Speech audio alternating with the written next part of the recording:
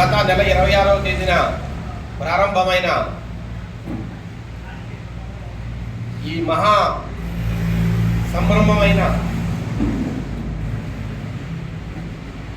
పల్లె పల్లె వీధి వీధి ప్రతి పట్టణము కూడా ఈరోజు మార్మోగుతున్న ఈ టీడీపీ సభ్యత్వ నమోదు కార్యక్రమం రాష్ట్రమంతటా దిగ్విజయంగా కొనసాగుతోంది. ఇప్పటికే 45 లక్షలకు పైగా సభ్యత్వాలు ఈ ఆంధ్రప్రదేశ్ రాష్ట్రంలో నమోదయ్యాయి. నాకు తెలిసినంత వరకు ఇది ఇప్పటి వరకు ఒక రికార్డ్. ఈ ఆంధ్రప్రదేశ్ రాష్ట్రంలో ఏ పార్టీ అయినా పుట్టినప్పటి నుంచి, అది బీజేపీ కావచ్చు, కాంగ్రెస్ కావచ్చు, లేదంటే సిపిఐ సిపిఎంలు కావచ్చు, లేదంటే ఈ మధ్య కాలంలో వచ్చిన వైసీపీ కావచ్చు, ఏ పార్టీ కూడా అందుకున్నటువంటి ఒక చరిత్ర, ఇది ఒక లక్ష్యం. ఇప్పటికే 30 రోజుల లోపలనే 45 లక్షలకు పైగా సభ్యత్వాలు నమోదయ్యాయి రాష్ట్రమంతటా. దాంట్లో రాజంపేట పార్లమెంటు స్థానంలోనే 2,30,000 సభ్యత్వాలు నమోదయ్యాయి. ఈరోజు 26 పార్లమెంట్ కాన్స్టిట్యున్సీస్లో మన పార్లమెంటు, రాజంపేట పార్లమెంటు నెంబర్ 1 స్థానంలో కొనసాగుతోంది. ఇంకా ముందుకు పోతూనే ఉన్నాం. ఎలక్షన్లకు ముందర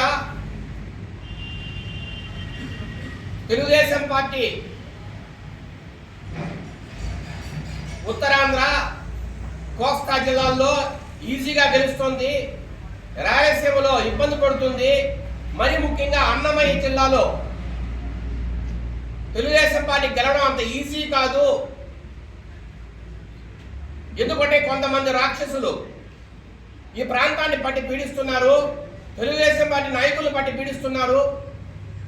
ఇక్కడ మనం కొంత వీక్గా ఉన్నామని అనుకుంటున్న రోజుల్లో ఇదే అన్నమయ్య జిల్లాను నెంబర్ 1 స్థానంలో నిలిపి టీడీపీ సభ్యత్వ నమోదులో నెంబర్ 1 స్థానంలో నిలిపి ఈరోజు తెలుగుదేశం పార్టీ కార్యకర్తలు కావచ్చు, నాయకులు కావచ్చు, ఒక చరిత్ర సృష్టించారని మాత్రం చెప్పక తప్పదు. ఇది ఒక రికార్డ్. నాకు తెలిసినంత వరకు పార్లమెంట్ కాన్స్టిట్యూన్సీ 26లో కూడా రాజంపేట నెంబర్ 1 స్థానంలో ఎప్పటికే ఉంటుందని కూడా నేను ఈ సందర్భంగా తెలియజేస్తున్నా.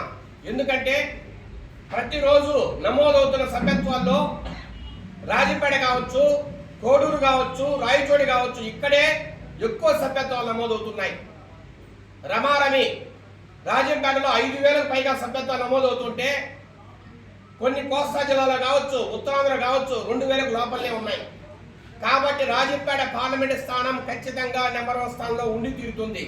అన్నమయ్య జిల్లాలో ఏ చెడ్డపేరు అయితే మన నాయకులకు, కార్యకర్తలకు ఉందో ఆ చెడ్డపేరు పూర్తిగా పక్కకు పోయి మేము ఏ పార్లమెంటు స్థానానికి మేము తక్కువగాము, రాజంపేట ఎప్పటికైనా తెలుగుదేశం అడ్డానే అని ఈ సందర్భంగా నిరూపించుకునే పరిస్థితి మనకు వచ్చిందని కూడా ఈ సందర్భంగా తెలియజేస్తూ, మరి ముఖ్యంగా రాజంపేటలో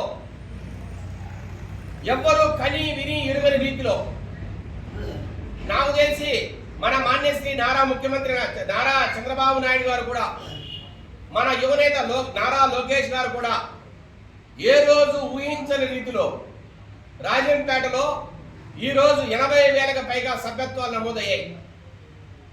నాకు తెలిసి ఒక స్టేట్ రికార్డ్. 45 సంవత్సరాల టీడీపీ చరిత్రలో ఏ కాన్స్టిట్యున్సీలో కూడా 80,000కు పైగా సభ్యత్వాలు నమోదవడం ఎప్పుడూ జరగల. ఇది ప్రారంభం మాత్రమే. రాజంపేట ఎవరికి తక్కువ కాదు.